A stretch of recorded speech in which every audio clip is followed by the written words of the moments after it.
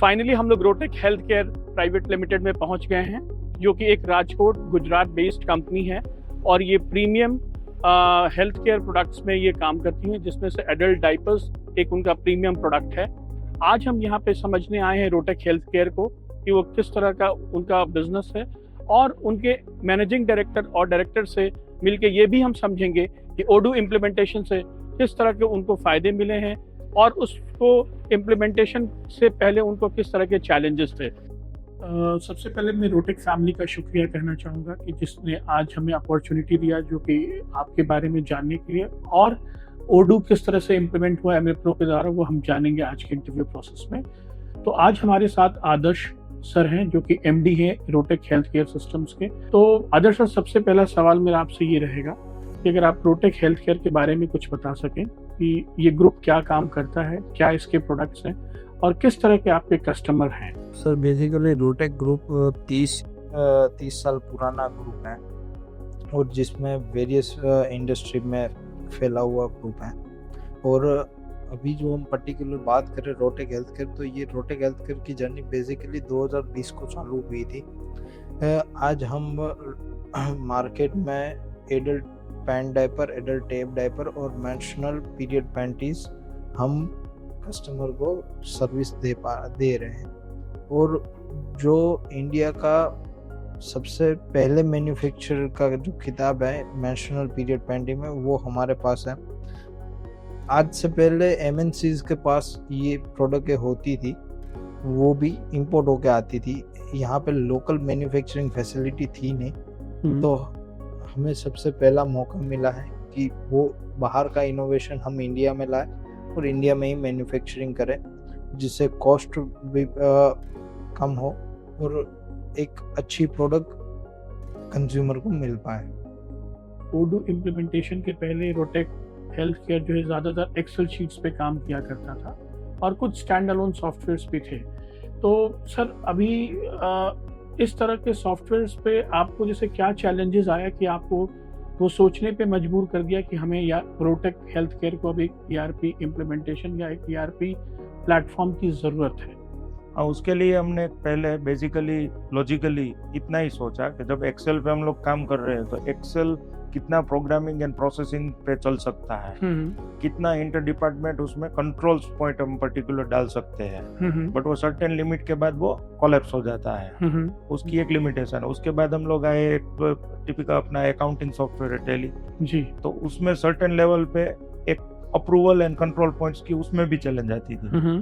तो उसके बाद हमने एक पूरी सीट पे हमारा पूरा पेपर प्लान रखा कि अपनी इंडस्ट्री चल कैसे रही है, चलाना कैसे चाहिए और उसके लिए क्या क्या रिक्वायर्ड कंट्रोल पॉइंट्स है। तो वो रिक्वायर्ड कंट्रोल पॉइंट्स के लिए मुझे पर्टिकुलर एक ईआरपी सॉफ्टवेयर पे जाना था जी, और वो ईआरपी सॉफ्टवेयर ऐसा होना चाहिए जो इन फ्यूचर भी कस्टमाइजेबल हो जी। कई सारे सॉफ्टवेयर में आज की तारीख में ऐसा है कि एक लिमिट के बाद वो बोलते हैं कि सर ये नहीं होगा, और आप में जो हमने देखा अपार्ट फ्रॉम एमईप्रो, तो लोकली वो डेवलपमेंट करने से पहले आपने ओवरसीज बहुत सारे डेवलपमेंट किए हैं। तो अगर यहाँ से बैठ के ओवरसीज डेवलपमेंट अगर प्रॉपर्ली हैंडल भी हो रहे हैं और वो भी एफएमसीजी सेक्टर में, तो इट मीन कि आपके पास ऑलरेडी सिस्टम और वहाँ की लाइसेंसिंग प्रैक्टिस के हिसाब से आपने काम किया होगा। अगला सवाल सर अभिषेक सर, जैसे कि आपने बताया कि आपने कई सारे सॉफ्टवेयर एप्लीकेशंस देखे और उसमें से एक प्लेटफॉर्म आपने ओडू को चूज किया, तो इस जर्नी में आप एमईप्रो तक कैसे पहुंचे या ओडू एज अ प्लेटफॉर्म को आपने कैसे जीरो डाउन किया कि यही एक ऐसा प्लेटफॉर्म है जहां हमें जाना है? जी सर, बेसिकली जब ओडू के लिए हमने आइडेंटिफाई किया कि कौन से पार्टनर के थ्रू पर्टिकुलर जाना चाहिए, जब तक पार्टनर सही नहीं होगा तब तक हमारी रिक्वायरमेंट प्रॉपरली अंडरस्टैंड करके पूरा टाइम देके कौन सी सिस्टम हमारे लिए बेटर सूटेबल है वो कस्टमाइज के थ्रू ही करना पड़ेगा। बाय डिफॉल्ट हमने कई सारे सॉफ्टवेयर्स, इवन दो सेप तक कई सारी सिस्टम्स को हमने एनालाइज किया, बट उसमें हमने ऐसा आइडेंटिफाई किया कि पर्टिकुलर अगर एमईप्रो के साथ जाना है तो एक तो ओडू के प्लेटफॉर्म पे कौन कौन से सर्विस प्रोवाइडर्स है, उसमें से राजकोट में कितने सर्विस प्रोवाइडर्स है, वो सर्विस प्रोवाइडर के पास कितने लाइसेंसेस है और ओडू में उनकी रैंकिंग क्या है। तो वो सारा पहले एक सॉफ्ट डेटा हमने एनालाइज किया। उसके बाद दो सप्लायर्स को हमने आइडेंटिफाई किया था, एक आप थे और एक दूसरे भी थे। जी सर। फिर दोनों के साथ इंटरेक्शन करके उडू टीम की कैपेबिलिटी हमने चेक की, पर्टिकुलर उडू टीम कौन सी बेटर है जो हमको बेटर सर्विस प्रोवाइड कर पाएगी। तो उसके लिए पहले हमारी इंडस्ट्री को जो शॉर्टेस्ट पीरियड ऑफ टाइम में जान पाएगा और एक इनिशियल डेमो प्लेटफॉर्म अगर हमको डेमो दे सकता है तो ही हम उसको चूज कर पाएंगे। ऐसी एक क्लियरिटी और एक ऐसी चैलेंज हमने उडू सर्विस प्रोवाइडर्स को दी थी। देन आफ्टर वो दो में से दोनों ने एक बार प्लेटफॉर्म डेमोस्ट्रेशन किया जी, बट जो शॉर्टेस्ट पीरियड ऑफ टाइम में with more detail and with more clarity जिसने प्रोवाइड की वो आपकी टीम की थी। जी सर। दैट्स वाई हमने चूज किया कि हम लोग एमई प्रो के साथ आगे बढ़ेंगे। सेकेंडली जो बिलीव सिस्टम हमारा काम करता था, आज हमने जो इन्फॉर्मेशन आपको दी वो इन्फॉर्मेशन कई लेवल तक, क्योंकि कई सारी इंडस्ट्रीज आज की तारीख में सर ने बताया वैसे एक्सपांशन और बूमिंग इंडस्ट्री है हेल्थ केयर सेक्टर, तो इसके कारण बहुत सारी इंडस्ट्री इस क्लस्टर में आएगी।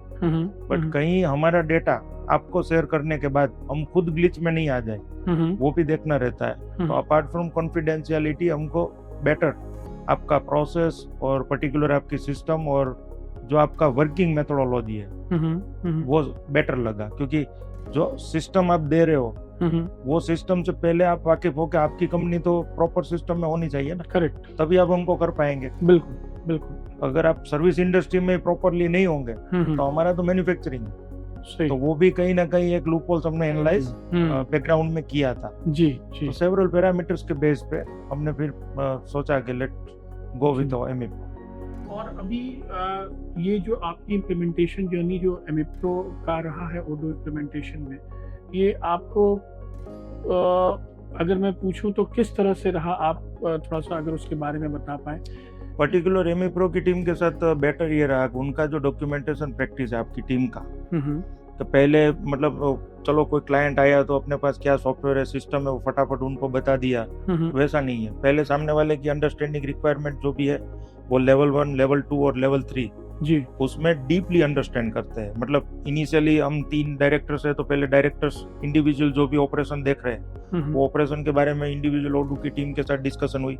सेकंड फेज में उनके नीचे जो जनरल मैनेजर या सीएमओ या सीएफओ जो भी हाई डेजिग्नेटेड पोस्ट है उनके साथ डिस्कशन हुई कि क्या मैनेजमेंट की रिक्वायरमेंट है, आपकी क्या रिक्वायरमेंट है।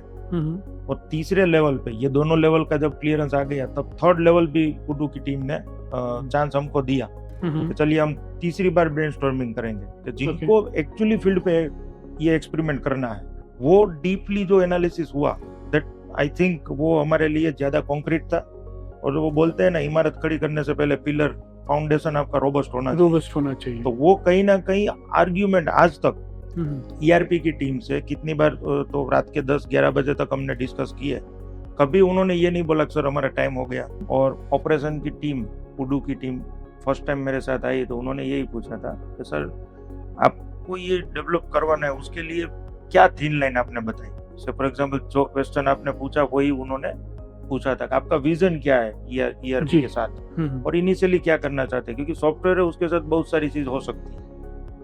तो कहीं ना कहीं इंडस्ट्री के लिए और पर्टिकुलर जब हम लोग एफएमसीजी पे फोकस करते हैं तो हमारे पास एमएल एक्सेल जो साइज रहती है उसमें वेरिएंट्स उतने सारे रहते हैं, उसमें वेराइटीज उतनी सारी रहती है, तो उसके कारण नंबर ऑफ एसक्यूज बढ़ जाते हैं। तो हमारे लिए मैंने जो हमारी टीम के साथ डिस्कस किया और इवन दो आदर्श जी के साथ डिस्कस किया बेस्ड ऑन हिज एक्सपीरियंस, और उन्होंने वेरियस इंडस्ट्री का विजिट भी किया हुआ है।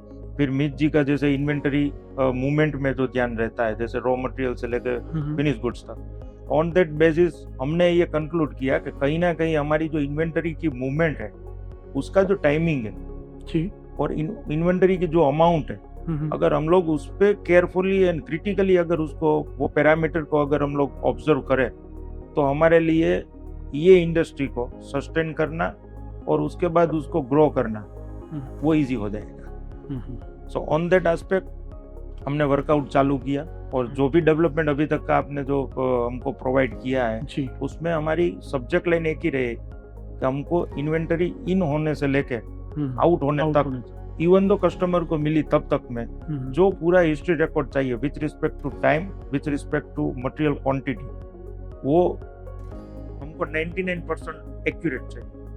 इसलिए हमने उडू में ऐसी सिस्टम डेवलप करवाई है आपके पास कि अगर कोई आपको मटेरियल दे रहा है तो मैंने दे दिया वो भी पंच होगा, और वही मटेरियल आपने रिसीव किया वो भी पंच होगा, बट इररिस्पेक्टिव ऑफ टाइपिंग, क्योंकि टाइपिंग की मिस्टेक नहीं चाहिए, इसलिए हमने स्केलिंग के सॉल्यूशंस पे हम लोग गए। तो ऐसी कई सारी मतलब डिटेलिंग है, उसके लिए पूरा टाइम लग सकता है, I think so ji. But ये सारे पैरामीटर्स है जिसके थ्रू हम लोग गो थ्रू हुए जी। सो अगला सवाल मेरा अमित सर आपसे रहेगा, क्योंकि आप कंपनी का ऑपरेशंस देखते हैं, यस सर। तो इस दौरान मैं आपसे जानना चाहूँगा कि ऑपरेशंस में आपको क्या क्या चैलेंजेस आते थे और ओडू ने कैसे उसको सॉल्व किया?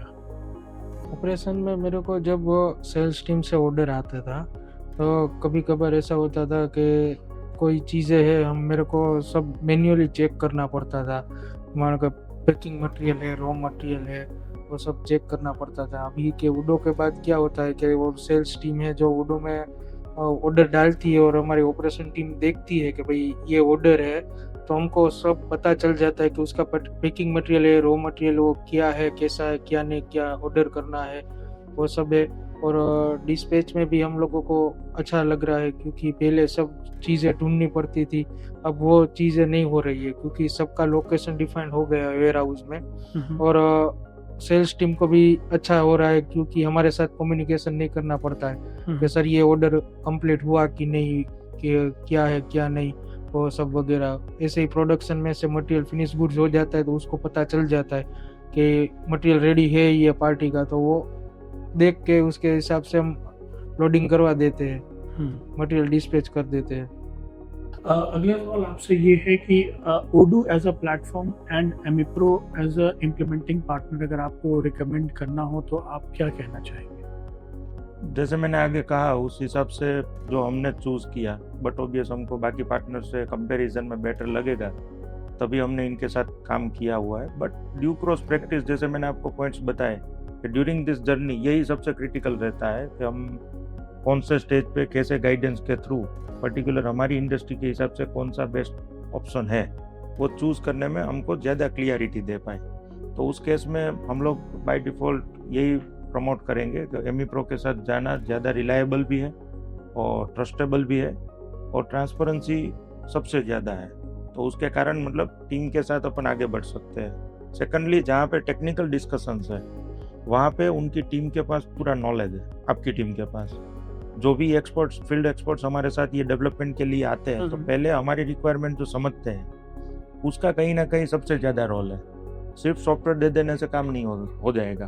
तो उस केस में आपके सॉफ्टवेयर में क्या रिक्वायरमेंट लगेगी और सिस्टम की क्या रिक्वायरमेंट होनी चाहिए। कई बार ऐसा होता है कि इंडस्ट्री को भी नहीं पता होता कि हमको ये करना चाहिए जी। तो वो जो एड ऑन्स मिलते हैं, जो इनसाइट्स मिलते हैं, वो इनसाइट्स ओडू की जो एक्सपर्ट्स जिसको मतलब बिजनेस डेवलपमेंट बोलते हैं आप, तो वो कहीं ना कहीं कंसल्टिंग पार्ट उनका ज़्यादा क्रिटिकल और कोर रहता है।